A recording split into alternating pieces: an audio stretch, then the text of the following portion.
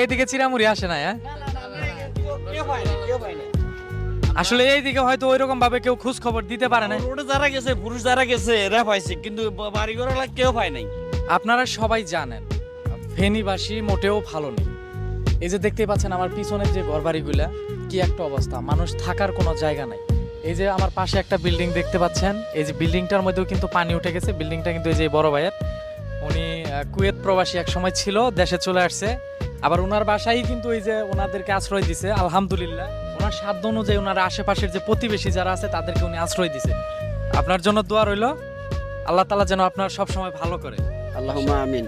সব সময় যেন গরিব অসহায় মানুষের পাশে অবশ্যই এটা যদি আমরা গরিবদেরকে যদি একটু সাহায্য সহানুভূতি না করি, তাদেরকে যদি আশ্রয় না দিই, তাহলে আমাদের এই দুনিয়াতে বেঁচে থাকার কোনো দুই পয়সার দামও নাই। সেটাই। আসলে এই রকম সময় যে আপনি অসহায় মানুষদের আপনার বিল্ডিং এ যে আপনি আশ্রয় দিবেন, এটা হচ্ছে অনেক বড় কিছু।